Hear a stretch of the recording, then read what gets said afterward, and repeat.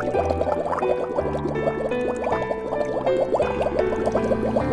Tuhan, saudaraku yang kekasih, salam, haleluya. Saat ini tentu kita bersyukur kepada Tuhan. Tuhan Yesus baik, amin. Tuhan Yesus dahsyat, Tuhan Yesus luar biasa. Saudaraku, saat ini saya akan mengajak kita membuka Alkitab kita dalam 2 Korintus 3 ayat 1 sampai 3. Kita baca sama-sama.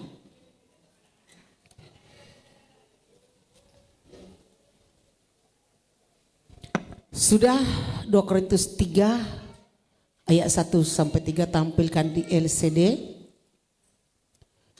Terima kasih LCD kita yang di belakang itu sudah nggak kabur lagi, sudah diganti.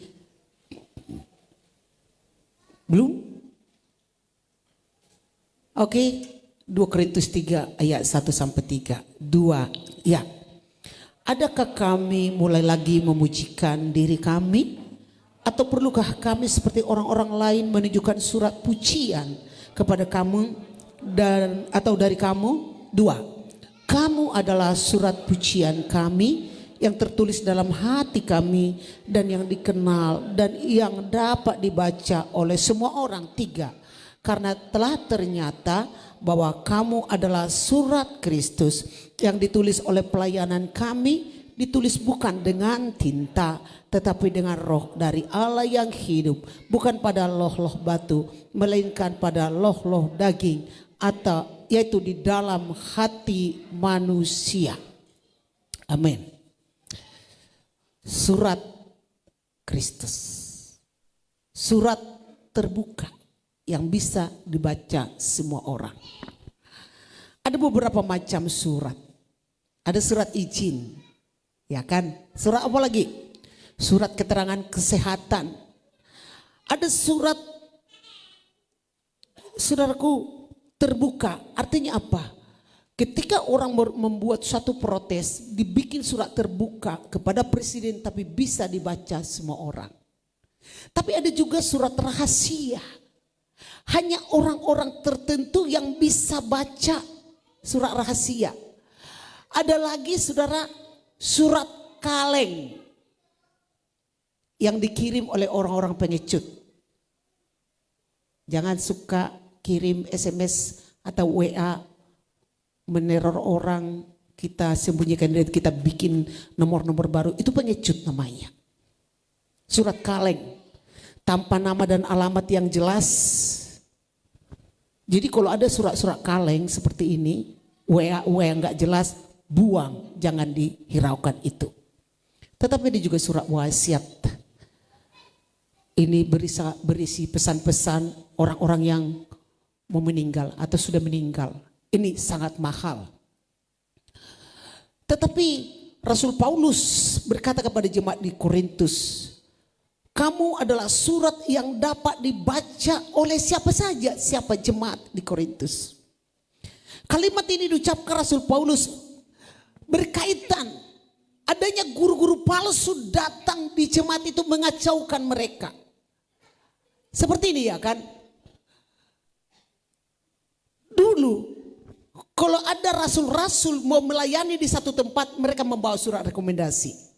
Saya contohkan begini, di GPDI, saya pernah menerima surat rekomendasi ini 2 kali.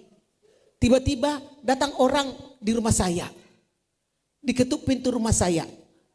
Saya pikir siapa? Masuk di pastori. Saya pikir bertamu, saya tidak kenal orangnya. Lalu dari Manado berkata begini, Bu Pendeta Miriam Purba ya? Iya Pak, Ibu Pendeta Miriam Purba, Gembala GPD Ebenezer. Dia tahu saya bendahara MD Kalteng ya? Iya Pak. Ada keperluan apa yang perlu saya bantu Pak? Lalu dibuka tasnya, diberikan saya surat. Surat itu dikatakan surat rekomendasi. Bahwa nama ini tempat tanggal lahir pelayanan ini dia bukan gembala tapi penginjil, memang benar-benar adalah penginjil di GPDI. Jadi kepada siapa yang diberikan surat ini mohon diberikan pelayanan. Bisa seperti itu. Dan sekretaris daerah kita seringkali mengeluarkan surat seperti ini. Misalnya pendeta dari Kalteng ini berkunjung ke daerah Medan misalnya, bisa tunjukkan surat ini. Walaupun tidak kenal, supaya dia bisa melayani. Tapi saya sampai sekarang belum pernah menggunakan surat rekomendasi. Kemanapun saya pergi, karena di sana juga pastinya kita melayani karena kita sudah dikenal orang. Amin saudara, amin. Tapi sampai sekarang surat rekomendasi itu dikeluarkan di GPDI. Dan itu sangat bagus. Supaya menyatakan bahwa dia benar-benar pendeta. Kalau lihat pendeta Ramli Woli yang pernah di sini melayani, itu juga membawa surat rekomendasi. Padahal dia dari Manado sana, saya tidak kenal. Kita bisa bikin pelayanan di sini. Saudaraku yang kekasih, inilah yang dialami Rasul Paulus. Waktu datang dia di Korintus, lalu datang rasul-rasul palsu. Dengar, kami datang dari Yerusalem ke sini, ada surat rekomendasi dari pusat. Sinode pusat misalnya gitu. Ini surat rekomendasi kami ini.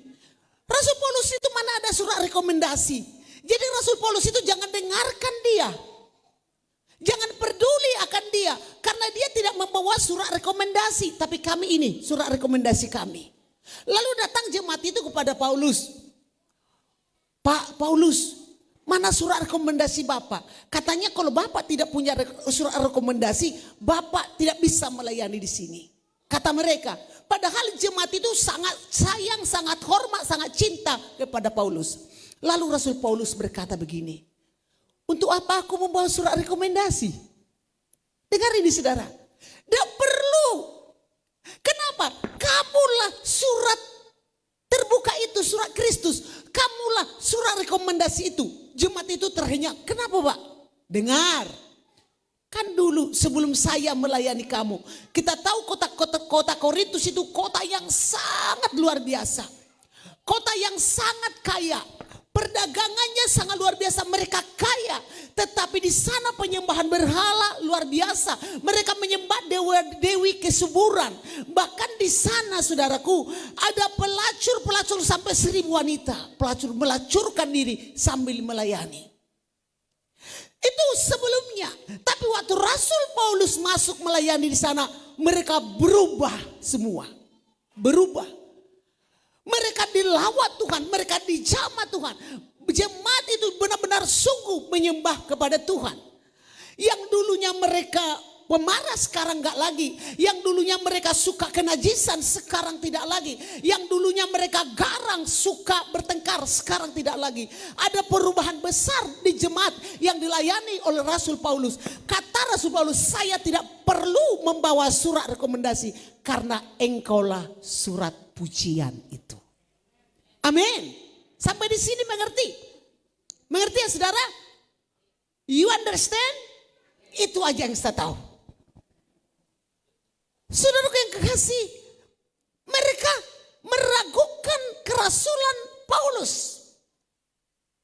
Mereka datang mau mengacaukan jemaat Tuhan. Saya tidak perlu membawa surat itu. Apa kata orang?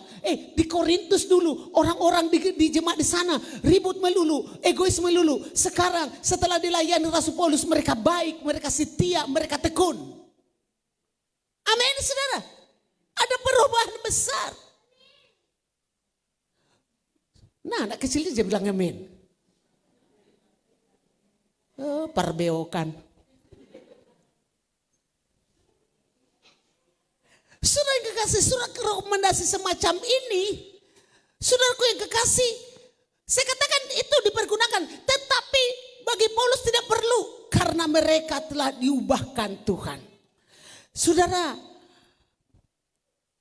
Rasul Paulus tidak mengizinkan guru-guru palsu itu untuk membuat mereka meragukannya.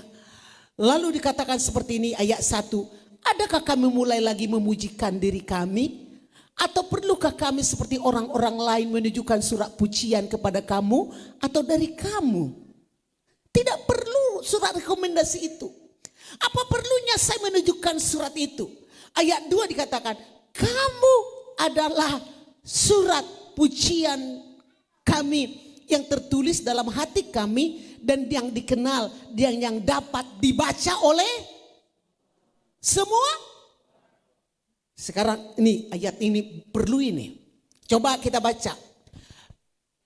Dua ya. Kamu adalah surat pujian kami yang tertulis dalam hati kami yang dikenal dan yang dapat dibaca semua orang. Kamu itu orang atau kertas? Orang. Kamu adalah surat rekomendasi itu. Surat pujian itu. Surat terbuka itu. Yang bisa dibaca oleh semua orang. Karena kondisi yang sudah berbeda. Saya katakan saudara, secara ekonomi sebelum mereka diajar oleh Paulus cepat kaya. Saudaraku, perdagangan mereka perdagangan yang sangat besar. Pasar besar untuk benua Asia dan Eropa. Namun karena kekayaan itulah menyebabkan mereka banyak berbuat dosa. Karena kekayaan itu.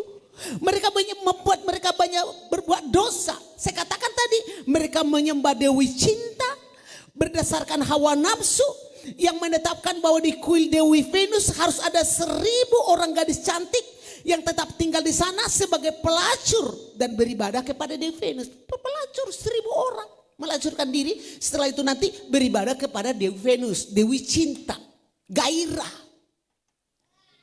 Saya katakan tadi penyembahan berhala sebelumnya banyak di sana. Pesta pora, sombong, mereka tidak percaya tentang kebangkitan. Bahkan di jemaat itu sebelum dilayani oleh Rasul Paulus terjadi perpecahan. Kami golongan Apolos kata yang satu, kami golongan Kristus, kami golongan Paulus, sehingga terjadi perpecahan. Tetapi setelah dilayani Rasul Paulus, dia berangkat ke Korintus dari Athena. Paulus punya kenalan di kota besar itu. Tidak ada seorang pun yang membiayai hidupnya. Lalu dia tinggal di rumah Aquila dan Priscilla. Untuk menyambung biaya hidup, mereka membuat tenda, saudara.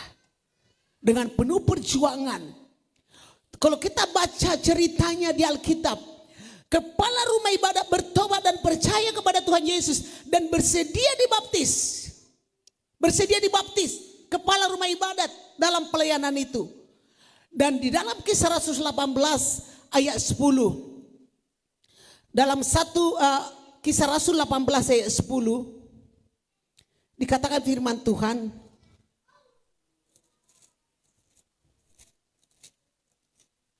sebab aku menyertai engkau dan tidak ada seorang pun yang akan menjamah dan menganiaya engkau, sebab banyak umatku di kota ini. Amin. Tuhan utus dia ke sana. Paulus tinggal di kota Korintus 1 tahun 6 bulan atau sampai 2 tahun. Semua kesalahan di Korintus diperbaiki oleh Paulus. Puji Tuhan, jemaat itu juga tunduk.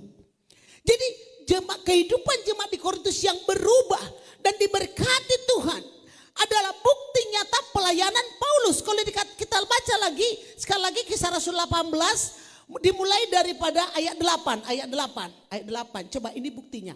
Tetapi Krispus, kepala rumah ibadat itu menjadi percaya kepada Tuhan. Bersama-sama dengan seisi rumahnya. Waktu itu orang percaya tidak tanggung-tanggung dengan seisi rumah. Bersama dengan seisi rumahnya dan banyak dari orang-orang Korintus yang mendengarkan pemberitaan Paulus. Mereka percaya dan memberi diri, mereka dibaptis. Dibaptis, saudara. Memberi diri, bukan dipaksa untuk dibaptis. Makanya jangan kalau mau dibaptis saja. Selagi kita masih sehat loh, masih hidup. Kalau memang salah satu baptisan itu kata Tuhan, itu baptisan selam, saudara. Menjadi percaya dan memberi diri mereka dibaptis, ayat 9. Ini baptisan selam. Pada suatu malam berfirmanlah Tuhan kepada Paulus dalam satu penglihatan, jangan takut. Teruslah memberitakan firman dan jangan diam. Padahal situasi genting saat itu. Jangan takut dan jangan diam. Banyak orang tidak takut tapi diam. Tapi ini jangan diam. Ayat 10. Sebab aku menyertai engkau dan tidak ada seorang pun yang menjamah dan menganiaya engkau. Sebab banyak umatku di kota ini. Betapa sayangnya Tuhan kepada umatnya. Amin. Amin, saudara. Sebab banyak umatku di kota ini. Ayat 11. Maka tinggallah Paulus di situ selama 1 tahun 6 bulan dan ia mengajarkan firman Allah di tengah-tengah mereka. Jadi suatu kehidupan yang diubah oleh Tuhan dengan kuasa Roh Kudus menjadi surat terbuka tanpa amplop. Tanpa amplop. Kita lihat dulu 1 Korintus 9 ayat 1 sampai 3. 1 Korintus 9 ayat 1 sampai 3. Bukankah aku rasul? Bukankah aku orang bebas? Bukankah aku telah melihat Yesus Tuhan kita? Bukankah kamu adalah buah pekerjaanku dalam Tuhan? Bangganya Paulus, bukankah aku yang melayani kamu? Terus ayat 2. Sekalipun bagi orang lain aku bukanlah rasul, diragukan kerasulannya.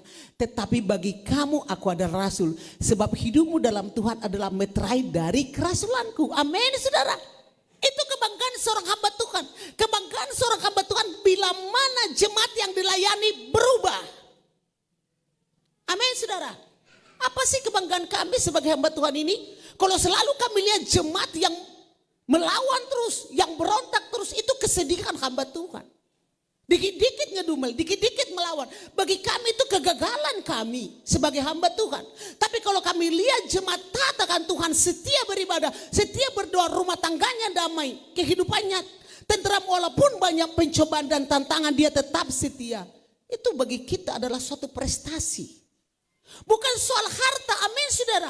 Bukan soal jabatan. Bukan itu segala-galanya. Sekarang orang bisa tinggi jabatannya, sebentar lagi hancur itu jabatan. Hancur jabatan itu. Makanya semakin kita kesini, pikirkan. Sudah dipertontonkan di depan mata kita, kehebatan seseorang bisa hancur seketika. Untuk apa kita mencari yang sia-sia? Tapi kehidupan kita, kehidupan yang berubah. Sampai dikatakan, sekalipun bagi orang lain aku bukanlah rasul. Gak bagus itu pendeta itu. Gak baik itu gembala, mereka diragukan orang. Oh, kalian bilang aku tidak baik. Lihat jemaat yang saya layani. Amin saudara. Tetapi bagi kamu aku adalah rasul. Sebab hidupmu dalam Tuhan adalah meterai dari kerasulanku. Itu yang penting saudara. Hidup jemaat dalam Tuhan meterai dalam bagi rasulan seorang hamba Tuhan. Lalu ayat 3. Inilah pembelaanku terhadap mereka yang mengeritik aku. Jadi dari dulu juga hamba-hamba Tuhan suka dikritik saudara. Sampai sekarang juga banyak orang hanya yang masalahnya banyak tukang kritik tapi tidak ada memberi jalan keluar. Kritik itu juga tidak salah sebenarnya. Tapi kritik-kritik membangun. Amin. Jadi demikian juga dengan kita. Kita menjadi suratan yang terbuka, yang semua orang bisa membaca. Makanya hati-hati kalau kita menulisnya, apa yang bisa dibaca orang. Saya selalu katakan kepada kita dalam bersosial media, bersosmed, berfacebook.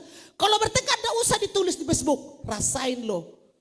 Tuhan akan membalas kejahatannya, ngapain juga kita tulis-tulis di Facebook, gak usah aja. Amin saudara, amin. Lewat tulisan kita, dikit-dikit bawa nama Tuhan. Lihat, Tuhan akan memperhitungkan. Besok lagi Tuhan tidak tidur. Kan sudah bisa kita pastikan orang itu pendendam adanya. Maunya dia dibalaskan kejahatan yang dia terima harus dibalaskan oleh Tuhan. Padahal firman Tuhan, pembalasan itu bukanlah hak kita. Jadi makanya hati-hati kita dalam berkehidupan ini, karena orang bisa membaca kita. Dengar ini teman-teman, siapakah kita dibaca orang?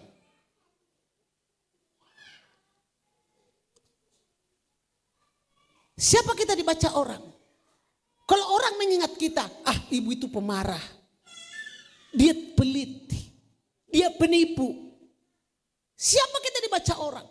Kadangkala kami sebagai pengkhotbah ini, dengar kita pengkhotbah, pemimpin pujian, dengar semuanya. Dengar pemimpin pujian, siapa yang OL di sini, siapa penatua, siapa semua, dengar. Kalau pemimpin pujian waktu dia tidak memimpin pujian, disuruh nyanyi, malas-malas. Mari kita bergirang, saya bergirang. Padahal kalau dia pemimpin pujian, dipaksa jemaat bergirang. Mari kita bergirang, mana? Padahal ketika dia dipimpin menyanyi, gini-gini, ingat, kalau engkau pimpin pujian, pasti tidak girang. Untuk di gereja kita tidak ada, amin. Amin saudara. Kita yang duduk di depan ini juga saudara. Kita yang duduk di depan ini, bukannya sembarangan kita duduk di depan ini. Kita harus jadi contoh. Ketika kita menyanyi girang di sini, yang di belakang kita juga jadi girang. Amin saudara. Amin. Tapi kalau kita sibuk membuka-buka buku kita, orang sudah berdiri, kita duduk. Saya sudah tidak usah sebut namanya. Saya kepada saya sendiri, ada orang berkata begini. Bukan di gereja kita. Bukan juga di Kalimantan. Tapi dia cerita kepada saya. Dulu saya pendoa katanya. Terus kenapa kau berhenti berdoa? Berkali-kali waktu kami berdoa, Pak Gembala itu main Facebook. Tapi kupikir apa yang dibukai sementara kami berdoa. Lalu dilihat katanya, diintip main Facebook. Mulai dari situ dia tidak berdoa lagi. Coba. Mengerikan dah. Kita sebagai gembala, kami sebagai gembala, apa yang kami pertontonkan kepada jemaat.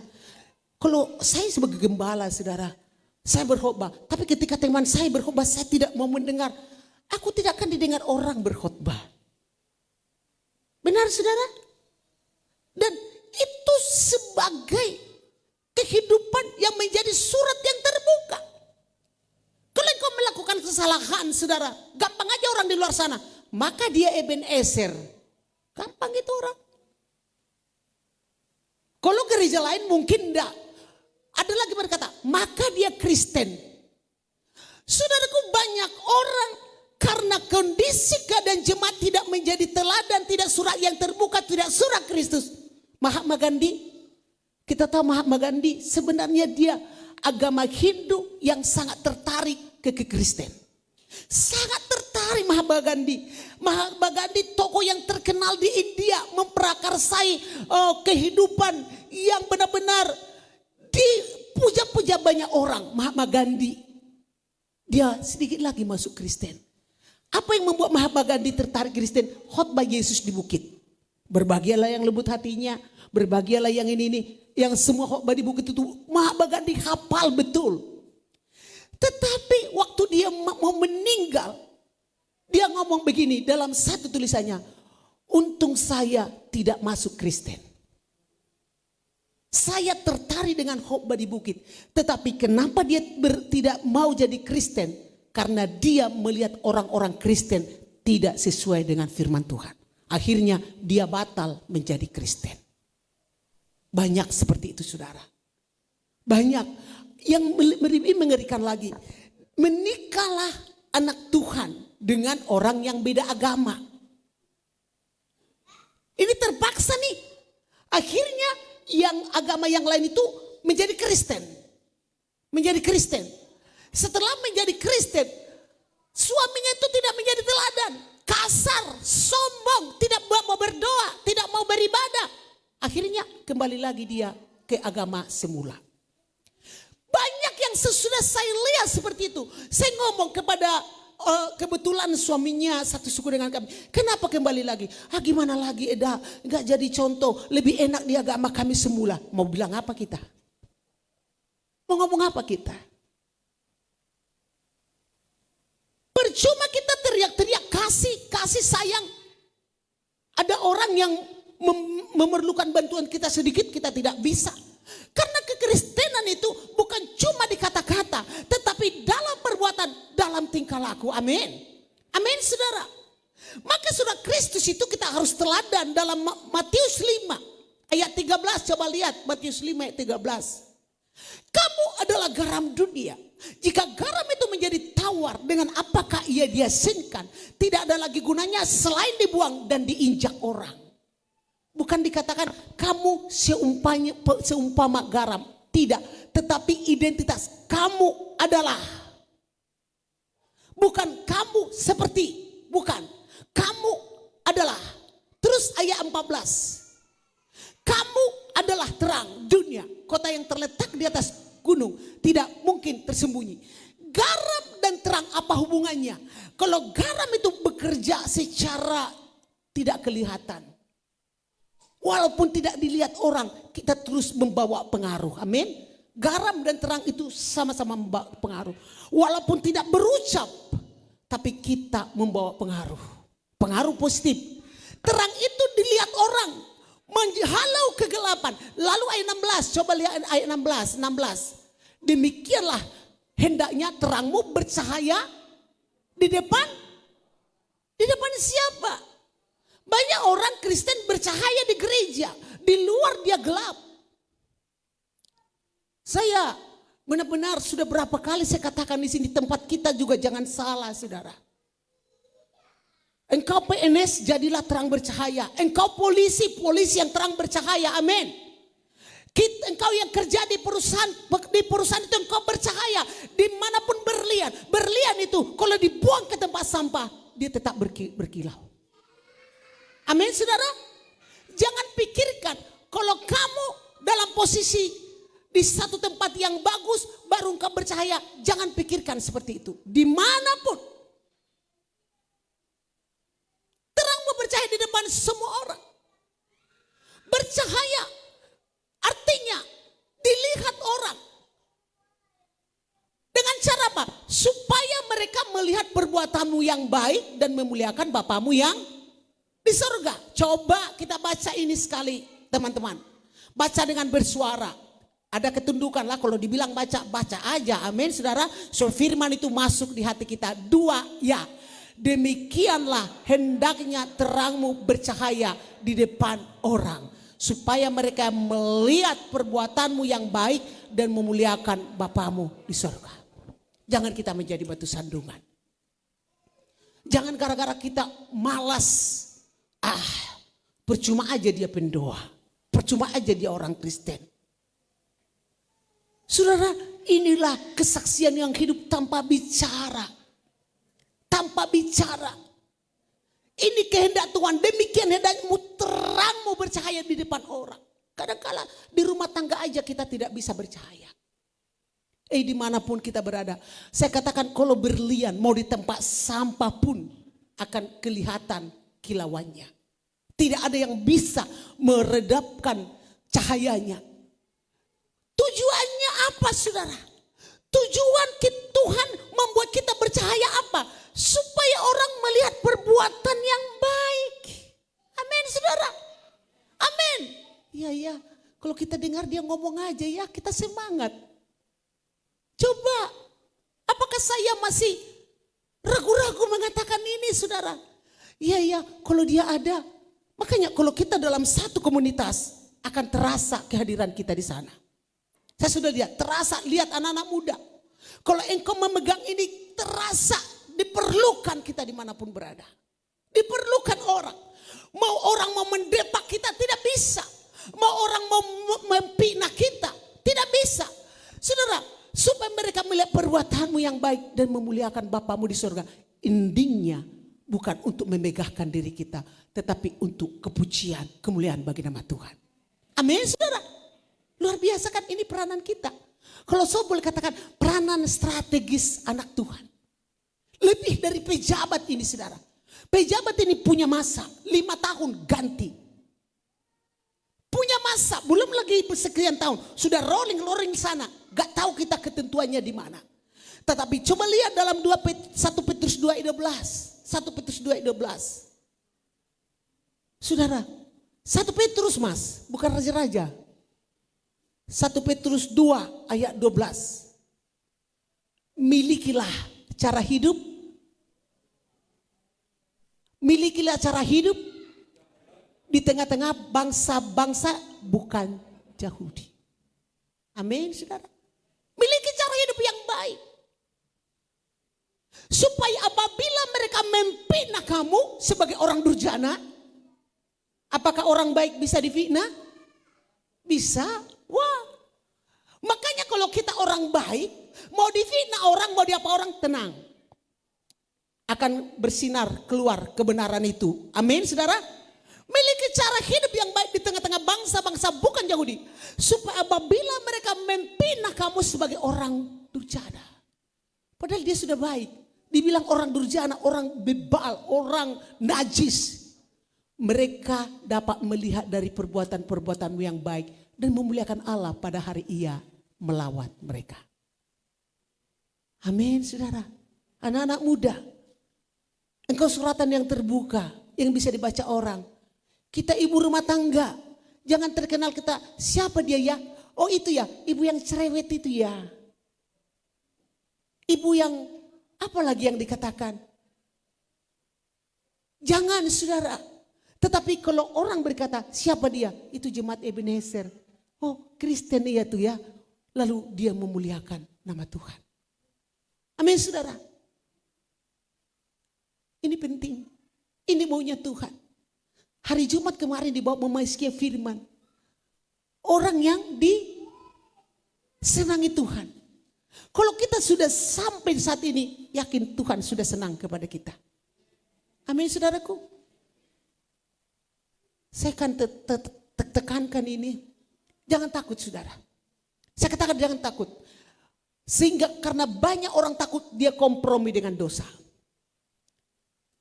Kesaksian dari Agnes Monica ya, kita tahu kalau dia kan baju-baju, dikit-dikit orang berkata dia mau pindah agama, mana ada. Belakangan ini diwawancarai Daniel Mananta, dia kan tahu nggak katanya di Amerika setengah jam saja waktu diminta ada di 3 tempat klub, setengah jam saja saya memperkenalkan diri. Saya kok Monica gini. Album saya ini judulnya gini. Setengah jam.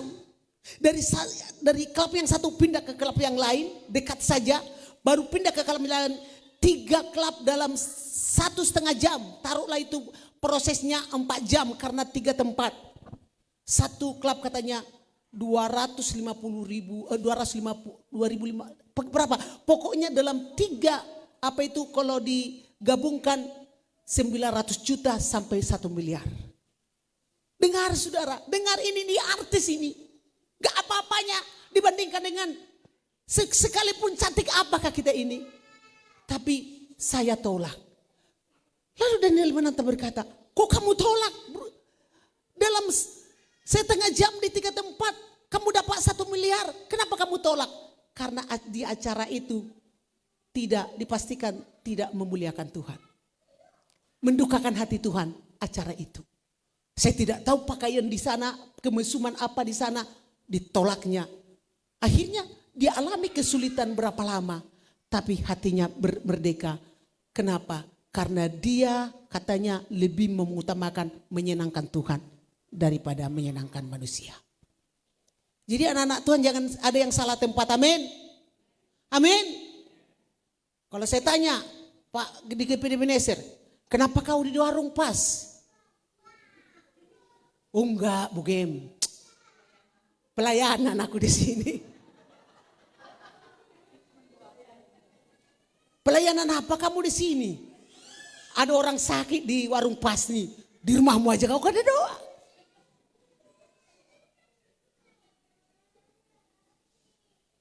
Saya selalu ingat nasihat mertua saya kepada papa saya. Bapak saya adalah seorang pendeta yang sangat dikenal banyak orang. Gereja yang terbesar salah satunya.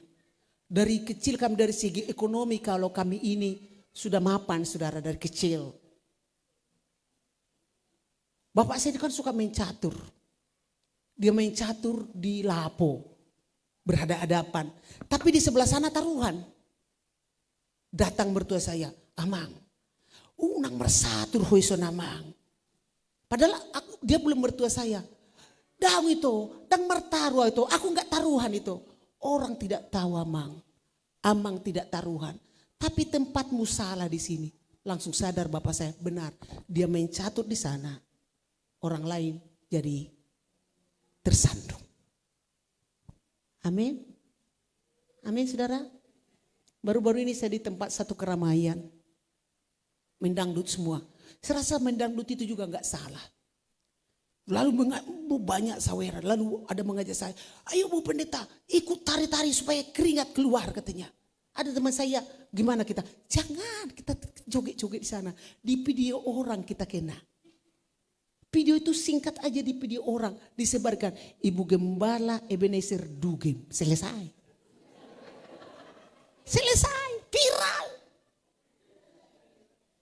Padahal tidak tahu acara itu acara keramaian syukuran sebenarnya. Tapi kan orang sekarang itu jahat. Pas lagi gini-gini mungkin ada lagu tidak semua katanya ya selesai dah. Dikirim pada penatua semua, rapat penatua. Ibu Gembala kita sudah dugem. Anak-anak Tuhan, Usahakan jangan salah tempat, amin. Amin saudara. Salah tempat, saltem. Kenapa? Milikilah cara hidup yang baik di tengah-tengah bangsa-bangsa bukan Yahudi, tidak anak Tuhan. Kebanyakan orang baik di gereja, haleluya. Di luar, halelupa. Di gereja angkat tangan, bahasa roh. Ada kesaksian dari Ibu Debbie Basir, ada pelayan katanya suami istri. Sedikit-sedikit sampai di depan mimbar, sekar berapa, wow, bahasa roh. Tapi setelah di mobil, cakar-cakaran. Lalu ketemu dengan Ibu Debbie Basir. Ini Bu, terus suaminya, dilihat Bu Debbie Basir, suaminya lebam sebelah mukanya. Kayak kena cakar. Kenapa muka bapak? Diam dia. Akhirnya gak tahan lagi. Saya tadi pagi dicakar istri saya. Mau kebaktian kalian cakar-cakaran? Iya, saya baru dicakar. Ini kesaksian di YouTube loh. Lalu ibu itu ngomong dengan istrinya. Kenapa kamu cakar istrimu? Kok bisa kamu bahasa roh tadi ya? Disambung lagi setelah ibadah. Sambung lagi pertengkaran soalnya. Lalu kata ibu itu. Dia yang memukul saya duluan. Masih bisa melayani. Coba pikir saudara. Seringkali kita cuma fata morgana, lip service, di luar, untuk apa panggilan, honey, apalagi, baby. Tidak, itu perlu juga, tetapi yang penting, saudara, milikilah cara hidup yang baik di tengah-tengah bangsa bukan Yahudi. Tidak dikatakan, engkau koar-koar. Katakan firman ke sana menginjil, itu bisa. Tapi penginjilan yang paling bagus itu dengan cara hidup. Amin. Supaya apabila mereka mempina kamu sebagai orang durjana, bayangkan mereka dapat melihat dari perbuatan-perbuatan yang baik dan memuliakan Allah pada hari Ia melawat mereka. Itulah caranya kita supaya menjadi suratan yang terbuka. Jadi pelajaran yang kita ambil, kita tidak perlu pujian manusia, tidak perlu. Firman Tuhan berkata, celakalah kamu bila semua orang memuji kamu. Orang kan suka dipuji. Aduh cantik sekali. Saya aja saudara, di mana kemarin di pesta, ada seorang ibu berkata kepada saya, padahal saya sudah 3 kali ganti baju karena nggak muat baju saya. Lalu dia berkata, makin langsing ya Bu katanya. Gimana ya? Aku langsing kada. Tapi langsung hatiku berkata, kamu aja sudah 3 kali ganti baju karena baju gak muat. Padahal itu cuma di bibir saudara. Jadi tidak perlu pujian manusia tapi buah-buah pelayanan kita. Surat pujian Paulus adalah jemaat Korintus. Amin saudara. Saya juga berkata, surat pujian saya adalah jemaat Ebenezer. Tahu saudara, orang menilai saudara di luar sana. Berkata hamba Tuhan, kami cuma mendengar, kaget juga kami mendengar. Ebenezer itu kenapa bisa begitu? Pendoa di situ. Roh doa kuat di Ebenezer itu. Dalam hatiku amin. Amin. Yang belum punya roh doa, milikilah roh doa. Tidak pernah ku tolak kata-kata seperti itu saudara. Ku aminkan itu. Orang datang di sini, pasti pendeta yang datang sini membawa berkat pulang ke pelayanan mereka. Lalu mereka katakan, jemaat Ebenezer kaya-kaya. Aminkan saja. Amin saudara. Saudara kaya? Amin. Kaya kita ini. Orang yang kaya, kalau dia tidak mau berbagi, itu miskin semiskin-miskinnya. Tapi orang yang kaya di dalam Tuhan, walaupun dia berkorban itu terasa, makanya persembahan janda itu 2 lepta lebih berharga daripada persembahan orang kaya itu persembahan orang kaya kan besar, tapi yang perempuan janda 2 lepta. Saudara yang kekasih, jadi tidak perlu mencari pujian dari manusia. Roh Allah menulis di hati kita, tulisan di hati kita tidak bisa dibaca orang. Kita tidak tahu ABCD atau yang lainnya. Tetapi terbaca oleh tingkah laku kita. Amin. Amin saudara. Saya saksikan ada ini kejadian nyata, tapi ini di kampung kami. Bukan di kampung saudara. Dia tidak suka kebunnya ini kebun apa? Polak itu apa bahasa Indonesianya? Kebun. Jadi setiap hari ayam orang datang. Pelawija ditanam, ada kacang, ada sayur. Ayam tetangga, setiap padahal pendeta yang punya ini. Pendeta saudara. Tepuk tangan juga kayak kita ini. Karena saking marahnya dia ditangkap ayam orang itu. Dibului apa bahasanya. Diambil semua. Dicabut bulunya itu semua. Jadi telanjang dilepas. Coba. Setelah itu besoknya datang orang. Hei, percuma kau pendeta. Sudah kau bului ayam saya. Jadi telanjang semua ayam itu. Pendeta saudara. Mending dipotong. Gak jauh-jauh. Satu marga dengan beliau.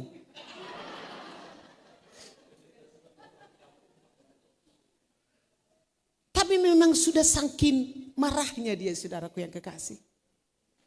Tapi kita tidak boleh demikian, amin. Amin saudara. Amin saudaraku. Maukah suratan yang terbuka? Maukah suratan Kristus?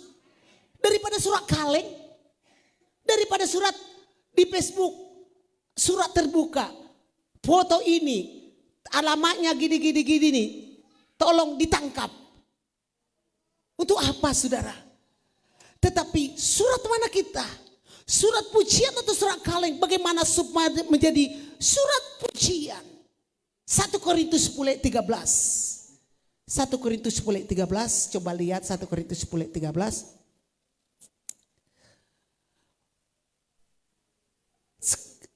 Ya ini dalam surat pujian itu, walaupun pencobaan yang kita alami begitu besar, tetapi anggap itu menjadi pencobaan biasa, tidak melebihi kekuatan kita, sehingga dalam pencobaan pun kita bisa menjadi surat pujian. Amin saudara. Amin saudaraku. Begitu juga dengan kita, saudara kekasih, sebagaimana Sakeus. Kita tahu Sakeus. Sakeus itu pekerjaannya apa? Hah? Kepala, bukan cuma pemungut. Jangan cuma bilang pemungut juga. Kepala. Kalau sekarang apa itu? Kepala kantor pajak. Kaya atau kaya sekali? Kaya sekali. Badannya tinggi atau pendek? Pendek, tapi kaya. Tapi banyak orang benci kepadanya. Dia tidak bisa didekati orang. Kaya tapi pelit. Kaya memeras. Kaya mengejar-ngejar orang. Walaupun dia kaya, pejabat, orang tidak suka kepadanya. Tetapi ketika di Jericho, dia dengarkan Yesus lewat. Dia lari duluan saudara. Karena badannya pendek, dilihat bahwa Yesus akan lewat. Lalu dia memanjat pohon ara. Lalu Yesus melihat, Sakeus turun. Lah aku akan menumpang di rumahmu. Dia turun cepat-cepat. Dia bawa ke rumahnya Yesus dengan murid-muridnya. Orang lain mengkritik. Tetapi dia beri makan orang-orang. Dan Sakeus berubah. Diambilnya uang yang disembunyikan di dinding itu. Dikembalikan uang yang diperas. Uangnya dibagi-bagi kepada orang miskin. Artinya apa? Firman Tuhan berkata, dia menerima berkat Abraham. Sakeus menjadi suratan yang terbuka. Amin saudara. Amin saudaraku. Suratan yang terbuka yang bisa dibaca orang. Jangan kita menjadi pendendam yang luar biasa. Sampai orang juga takut berhubungan dengan kita. Jangan kita menjadi pemarah yang luar biasa. Jangan katakan itu sudah sifatku dulu, tidak bisa berubah lagi. Lain dulu, lain sekarang. Tuhan sudah merubah kita semua. Selamat menjadi surat yang terbuka yang bisa dibaca.